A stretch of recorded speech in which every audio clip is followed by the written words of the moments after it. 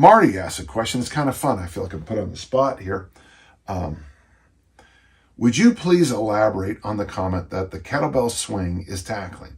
I'd love to give a more in-depth explanation to my high school football players. We'll be playing your response in my high school weightlifting class as I teach. Well, I got to be careful about the potty language I will use, so I will not say anything inappropriate. So the way you really knock somebody down hard, there's two sides of it. First off, you have to snap into them. And the second thing is when you hit them, you have to turn yourself into a torpedo. There's a film of me in high school. We've punted the ball and I'm the left side gunner. So I'm flying down there. And because of the angle, the other guy gets there first, but he's blocked into sliding past the punt returner. And as he slides past, he grabs the punt returner's foot, and the punt returner is stuck to the ground. And it was actually a movie at the time. But you can kind of see the kid's head duck down. Well, I am flying in, and I'm fighting off a blocker, and I have no time at all to do anything except snap and turn myself into a torpedo, and the poor punt returner disappears off the screen. I blow him up. It's the hardest I've ever hit anybody. Up until then, the hardest I ever hit anybody. And part of the reason I hit him so hard is I completely greased my body up, in a sense, to hit hard.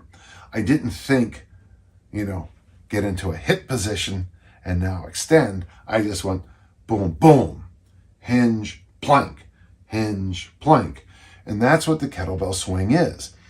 You hinge back into the hit position, and then you turn yourself into a torpedo. Hinge, plank, hinge, plank, hinge, plank. One of my former athletes was cut by the Green Bay Packers, and he was, God bless him, he was undersized, and but he had a big engine, big heart, hard worker.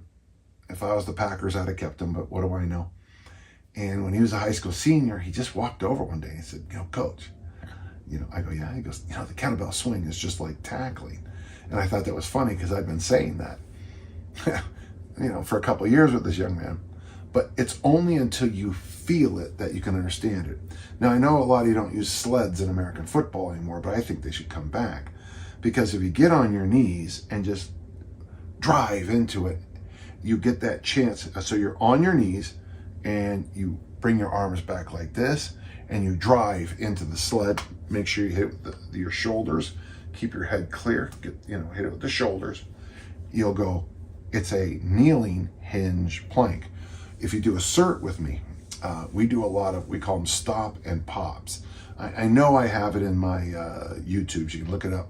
But one of my favorite ones for teaching high school athletes is the kneeling stop and pop. We're taking the feet out of the equation, and basically we're also taking the knees out so that the hips have a chance to learn hinge, plank, hinge, plank, hinge, plank. Oddly exhausting exercise, but it also really seems to carry over on the field of play. The more times you grease that movement, the more times you're going to learn it. And then when you start to practice tackling, and it has to be, we used to call them brother-in-law drills. When I was in high school, this guy that was fifth string would suddenly just clear somebody out in a drill. And of course, our coach would see through it and call, what are you guys related? You guys brother-in-laws or something like that? No, coach. But you could just tell the guy who couldn't tackle anybody all of a sudden is, got an NFL level of tackle. But when you practice tackling, I would do some pop and stops from the knees. Standing pop and stops are fine. Do some pop and stops into a sled where you go pop and then leap, hit the shoulder with your sled. Pop, stop, pop, stop. I would always secure your arms around. It's a good habit. Don't just hit people, tackle them. And then when you're in the weight room, you'll see that an exercise like the rack deadlift or the RDL is very much like tackling. Snatches and cleans done correctly are tackles. And then the kettlebell swing is the purest.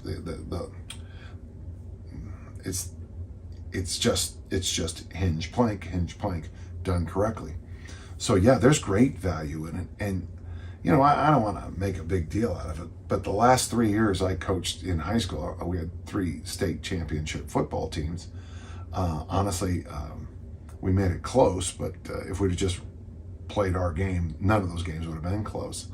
And I think one of the reasons we did is when our guys tackled people, they stayed tackled. And that's something to think about, okay? Hinge plank. I know the modern game is a lot taller than when I played. We played a much lower game. When you're on a veer or wishbone, it's much more like a bear. Your blocking is more like bear crawls, so to speak. And now, with the spread offenses, you just want 5 desks, lined up to be your blockers. But still, when it's time to hit somebody, the plank is still the way to go. The swing is still the way to go. That's a good question. And those of you listening in that classroom, you have a rare opportunity to play a game I love. And I got to tell you something. A lot of you be looking forward to when your last season ends.